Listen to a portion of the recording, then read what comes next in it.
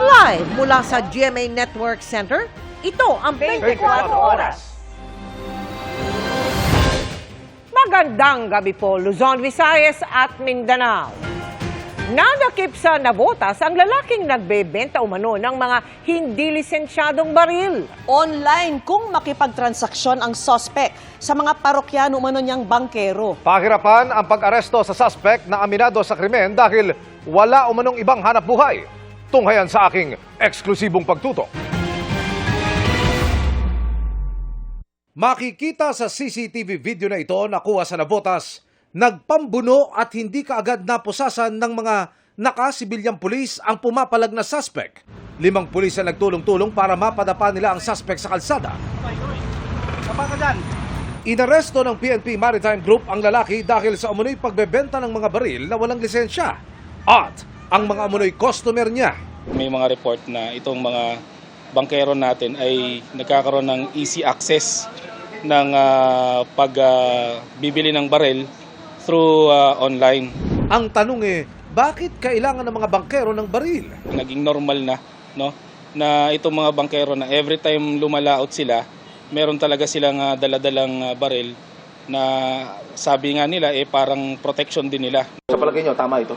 Hindi po, dahil ang pagpoposes ng baril ay mali, lalo na kung wala itong lisensya. Ganito ang klase ng baril na ibinebenta raw ng suspect. Yung baril is around nasa 10,000 pesos. No, ito ay caliber 38 and defaced na rin yung serial number niya. Ang pagpoposes ng illegal na baril ay napaka-delikado, no? Paliwanag ng suspect, itinulak lang siya ng kawalan ng hanap buhay para pasukin ng ganitong klase ng pagkakakitaan. Sana po patawarin na lang po nila ako para po makalabas po ako at makasama ko rin po yung mga mahal ko sa buhay. Para sa GMA Integrated News, Emilio Sumangil, nakatutok, 24 Oras. Iba naman ang binebenta nito. Kalaboso ang 6 na suspect na nagbebenta ng lupa kahit wala silang hawak na titulo sa Caloocan. Ang kanilang modus, magpanggap na opisyal ng isang homeowners association para makapambiktima. Nakatutok si John Consulta.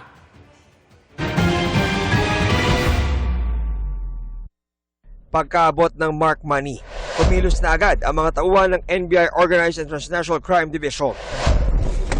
Okay, NBI, walang kilos! Taas kami. Kasama sa operasyon ang mga opisyal ng Department of Human Settlements and Urban Development at Land Registration Authority sa operasyon sa Caloocan. Taas kami! Arestado ang 6 na suspect na nagbenta ng isang 30 square meters na lupa sa Caloocan kahit wala silang hawak na titulo. Ang modus daw ng grupo, nagpapakilala silang opisyal ng isang homeowners association saka nagbebenta ng lupa sa isang property na wala naman silang titulo. Ang benta nila ay yung 30 square meters ay 270,000 pesos. Yung property, naka-register pa rin doon sa original owner. At yung original owner, luhay pa naman. At sinasabi niya, wala naman siyang inauthorize na ganung tao. Ayon sa NBI, nagtungo sa kanilang tanggapan ang abogadong nakasaad na nagnotaryo sa mga dokumento. Itinanggi niyang siya ang pumirma at peke rin daw ang pirma sa mga dokumento. Ayon sa NBI, di bababa sa 100 ang nabiktima na ng grupo na lahat na benta ng lupa gamit ang mga peking papel. May mga nakatayo na bahay doon. Ito nga ang problema doon sa iba kasi nga nabili nila ito dito sa grupo na to. Magiging questionable ngayon yung pagmamayari nila nung nabili ng property kasi yung nagbenta sa kanila, hindi naman yun yung may-ari ng property. Nahanap sa kasong estafa at falsification of public documents ang 6 na inaresto na wala pa ring pahayag sa ngayon. Paalala ng NBI sa mga bibili ng lupa. Isa sa red flag nito, no, makikita mo kasi yung pagbibenta kasi ng lupa medyo mura yung presyo. Pag may nag-offer sa iyo ng ganyang lupa, i-check mo sa Register of Deeds kung ito ba ay kanino nakapangalan itong property nito. Pag itong property nakita mo nakapangalan sa ibang tao at ibang tao ang nagbebenta sa iyo, red flag na yun. Para sa GMA Integrated News, John Consulta, nakatutok 24 Oras. Walang tubig gripo hanggang alas 6 ng umaga bukas ang mahigit 100,000 customer ng Maynilad sa Maynila, Makati, Pasay at Parañaque. Kung pila balde ang maraming apektado, may ilang hindi raw alam ang water service interruption kaya walang naimbak ng tubig. Ang sagot ng Maynilad at ginagawa nilang aksyon, tinutukan ni Bernadette Reyes. Kanya-kanyang bit-bit ng balde, drum, maski rice cooker pot, kaldero at iba pang pwedeng paglagyan ng iigibing tubig ang mga residente sa Paco, Maynila.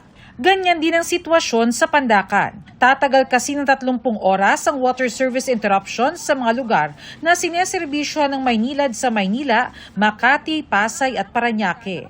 Mula yan hating gabi kanina hanggang alas 6 ng umaga bukas. 121,000 na customers ang apektado. Sabi nga nila, mawala na ng kuryente, wag lang ng tubig. Mahalaga nga naman ito para makaligo, makahilamos o panghugas ng mga pinggan. Kaya naman sa training center na ito, lahat ng pwedeng pag-imbakan ng tubig pinupuno, kagaya na lamang ng bathtub na ito. Ang ilaw, magawa na pa, magpaypay ka lang, okay lang. Ang tubig, pag walang tubig, anong inumin mo, ano ipanluluto mo? O, dati pa mahaba ang pila, buti ngayon konti lang. Naman nakakatulong naman kasi kahit pa paano, panggamit, panghugas-hugas. Ayon sa Maynilad, nililihis nila ang tubo na nasa right-of-way ng Philippine National Railway kung saan magtatayo ng train station. Magtatayo po ng bagong Paco train station ang PNR dito po sa site na ito. And yung pipe po namin is nasa loob po ng right-of-way ni PNR. So kailangan po namin siyang ilihis. Kailangan po namin siya i-realign para po makapagpatuloy po sila sa kanilang construction works. Ayon sa Maynilad, nag-abiso sila sa mga apektadong residente sa pamamagitan ng flyers, sa social media at sa lokal na pamahalaan. Pero reklamo ni Jonah, hindi niya raw ito nabalitaan. Nagulat po kami, pagbukas ng gripo, maghihilamos, magtututbrush, wala pong tumutulo. Yung iba po, nagkuha ng mineral, pangkape, pang-inom ng tubig, panghugas, panghilamos. Hanggang sa naubos po yung stocks namin. Nag-deploy ang Maynilad ng 100 mobile water tankers at mayroon ding 16 na stationary water tanks para mag-supply ng tubig sa mga apektadong residente. Ang Fire Volunteer Group na ito, nagmagandang loob na tumulong sa pagsusupply ng tubig sa mga lugar na walang tubig. Ang purpose namin makatulong sa tao. So ito na yung pagkakataon, hindi lang ho sa sunog, maging sa mga nawawala ng tubig. Sinusubukan daw ng Maynilad na maibalik ang supply ng tubig sa lalong madaling panahon at sa sandaling bumalik na ang supply, Padaluyan po muna natin yung ating tubig hanggang mag-clear na po. Safe to drink po ang Maynilad water. Para sa GMA Integrated News, Bernadette Reyes, nakatutok 24 oras.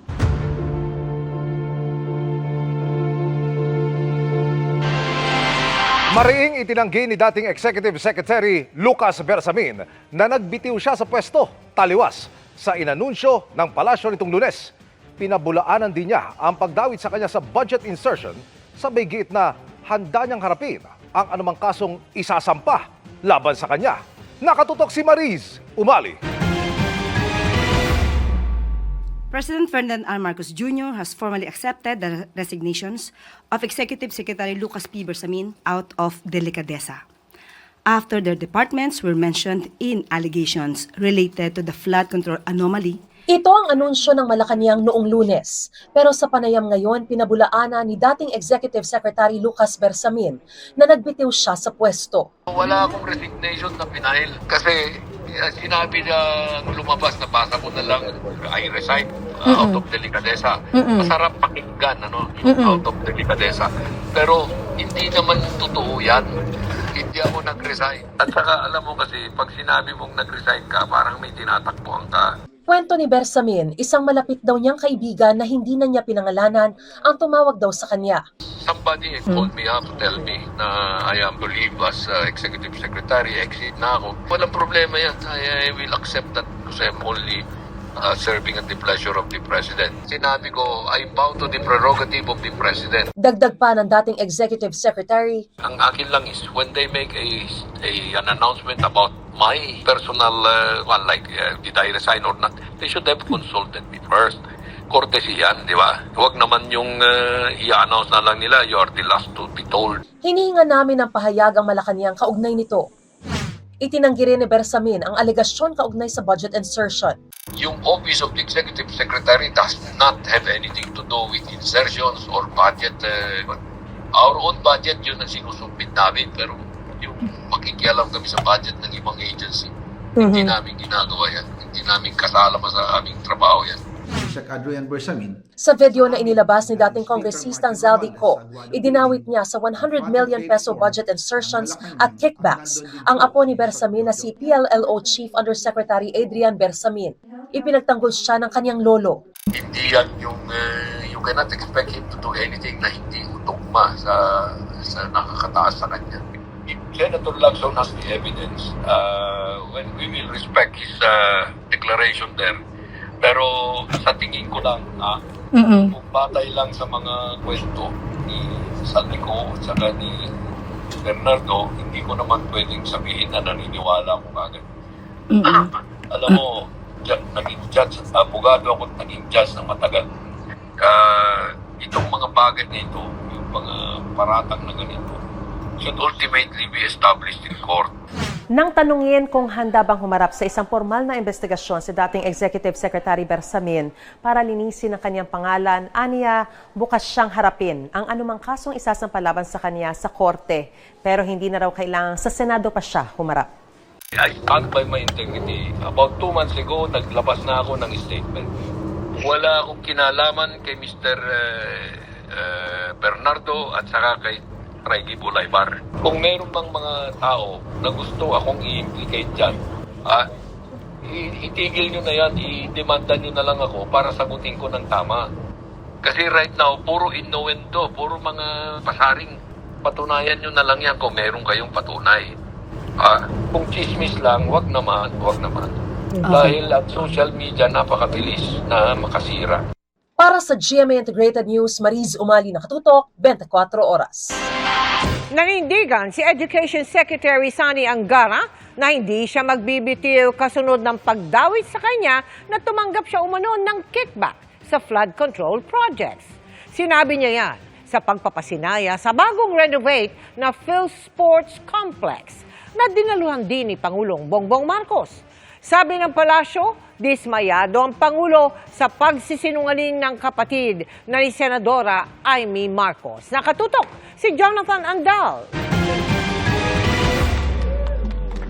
Kasama ni Pangulong Marcos si First Lady Lisa Marcos at anak na si Vinny sa pagpapasinaya ng bagong bihis na PhilSports Complex sa Pasig City. Basta sumasali ka sa sport, lahat yan will teach you how to be a better person. Let's find a way to bring sports back to schools. Masaya pang nagbiruan ng First Family sa newly renovated gym para sa mga national athlete. Ang aktibidad na ito ng First Family nataon sa gitna ng alegasyon ng kapatid mismo ng Pangulo na si Senador Amy Marcos na nagdodroga umano ang First Family. Hindi nagpaunlak ng panayamang Pangulo o ang First Lady. Pero sabi ni Palace Press Officer Undersecretary Claire Castro, dismayado raw talaga ang presidente sa sarili niyang ate. Dismayado na umabot sa ganitong kasinungalingan ang ginawa ng kanyang kapatid. Kanina, nag-post si Senator Amy na may mga taga-palasyo, pulis at sundalo na nagpadala raw sa kanya ng mga larawan at impormasyon tungkol sa usapin ng droga. Tiniyak niyang ligtas ang pagkakakilanlan ng mga ito at tatanawin niya raw itong malaking utang na loob. Sa mga nais pa raw magbahagi ng kanilang nalalaman, nangako ang kapatid ng Pangulo na iingatan niya ang mga ito. Kasama rin ng Pangulo kanina si DepEd Secretary Sani Angara na kabilang sa mga inakusahan ni dating DPWH Undersecretary Roberto Bernardo na tumanggap ng kickbacks. Sabi ni Angara, wala raw basihan at ebidensya ang mga akusasyon ni Bernardo, kaya wala raw siyang balak mag-resign. Number one, hearsay siya. Parang sinabi lang na may kausap, na may binigay daw para sa akin. Pangalawa, wala man lang transaksyon na binanggit, wala man lang detalye, di ba? So, parang sa akin, nag-deny na ako at saka okay na yun, tingin ko. Until maybe there's a more serious accusation that comes. Para sa GMA Integrated News, Jonathan Andal, nakatutok, 24 oras. Nairaffle na ng Sandigan Bayan sa mga dibisyon nito ang mga kasong isinampa ng Ombudsman laban kina dating Congressman Zaldico, mga opisyal ng SunWest Incorporated at ilang opisyal ng DPWH Mimaropa. Gaano nga ba kabigat ang responsibilidad ng mga dibisyon ng Sandigan Bayan sa paghawak ng mga kaso? Alamin sa pagtutok ni Maki Pulido. SB 25 CRM 0039. People versus Zaldico. Zaldi Salcedo po. Isang araw matapos ihain ang kaso laban kay dating Congressman Zaldico at ilan pang opisyal, ngayong umaga, na-raffle na ito ng Sandigan Bayan. Nagbunutan para ma-assign kung saang korte ng Sandigan Bayan didinggin ang mga kaso, kaugnay ng substandard na 289 million peso flood control project sa Nauhan Oriental, Mindoro. Maliban kay Ko, sangkot din dito ang mga dating opisyal ng DPWH Mimaropa at mga board of director ng construction company na SunWest Inc. na pag-aari ng pamilya ni Ko. 5th Division ng Sandigan Bayan ang hahawak ng kasong paglabag sa RA 3019 Anti-Graft and Corrupt Practices Act, Section 3E. Ang chairman nito ay si Associate Justice Zaldi Trespeses, appointee ni dating Pangulong Noynoy Aquino. Sandigan Bayan 7th Division ang didinig ng kasong paglabag sa RA 3019 Section 3H o Receiving Unwarranted Financial or Pecuniary Benefits. Ang chairman ng division na ito ay si Associate Justice Lorifel Pahimna na dating judge ng Taguig Regional Trial Court bago itinalaga sa Sandigan Bayan ni dating Pangulong Rodrigo Duterte noong 2017. 6th Division naman ang nabunot para dinggin ang kasong malversation of public funds. No bail o walang piyansa ang rekomendasyon ng Ombudsman sa kasong malversation. Si Justice Sara Jane Fernandez ang chair ng Sandigan Bayan 6th Division. Dati siyang Assistant Solicitor General bago i-appoint sa Sandigan Bayan ni dating Pangulong Noynoy Aquino. Ayon kay UP Law Professor Paulo Tamase, sa amended rules of court, may 10 araw mula nang isampa ang kaso para pag-aralan ng mga mahistrado kung may probable cause o sapat na batayan ang kaso. Sakaling may probable cause, kasabay na nito ang pag-issue ng warrant of arrest para maiharap sa korte ang akusado at mabasahan ng sakdal. Sa determination ng probable cause, ang tinitignan talaga ng husgado ay yung information o yung sakdal na hinihain ng ombudsman. Hindi pa binibigyan ng pagkakataon yung nasasakdal na mag-participate sa proceeding. Yung pagkakataon na iyon ay kung matutuloy nga sa paglilitis. Para sa GMA Integrated News, Maki Pulido, nakatutok, 24 oras. At kaugnay niyan, hindi na raw nagulat ang kampo ni dating Congressman Zaldico sa pagsasampa ng ombudsman ng kaso sa Sandigan Bayan. Gaya ng matagal na nilang sinabi, nahusgahan na ng ombudsman ang kaso sa simula pa lamang. Sabi naman ni Ombudsman Jesus Crispin Rebulla, hindi sila korte o judge kundi prosecutor. Ang kanila raw trabaho ay panagutin ang mga lumalabag sa batas. Midweek chikahan na po mga kapuso at ang maghahatid ng latest sa showbiz happenings, ang Sparkle host na si Janina Chan. Janina. Thank you, Ms. Vicky, at good evening mga kapuso. Di lang nag-enjoy, natuto rin ng Vietnamese culture and history si Andrea Torres sa kanyang pagbabakasyon doon. Well-deserved break yan ni Andrea matapos ang mabibigat na eksenang ginawa niya sa magpakailanman na mapapanood na natin this Saturday. Makichika kay Nelson Canlas. Hindi ka makakalabas hanggang sa mabaliw ka! Controversial ang temang tampok sa magpakailanman episode na pagbibidahan ni na Andrea Torres at Dion Ignacio. Gaganap sila bilang sina Elaine at Randy, magkakaibigan at bubuo ng pamilya. Pero sa huli, isang malaking revelasyon ang yayanig sa kanilang relasyon. Kakaiba yung kwento niya. Love story siya, at the same time kwento ng isang palaban na babae dahil marami rin siya pinagdaanan nung childhood niya. Marami raw matututunan sa kwento ng magpakailanman na mapapanood na sa Sabado ng gabi. Siguro yung kahit anong iba to sa'yo ng buhay, kahit gaano pa kabigat yan, kailangan mo talagang piliin lumaban eh. And pag ginawa mo yun sa sarili mo, malalagpasan mo yun. Kararating lang mula ang Vietnam ni Andrea ngayon, kasama ang kanyang mga kaibigan. Napili raw nila ito dahil hindi pa nila napupuntahan ang lugar. Very rich ang culture and history ng bansa, kaya't dito nila plinano ang kanilang pre-Christmas vacation. Bye guys! Bye-bye! See you in Manila! Talagang minake sure ko na may experience ko lahat doon. Pupunta kami ng tunnel na ginamit nila nung war. I think doon sila nagtago.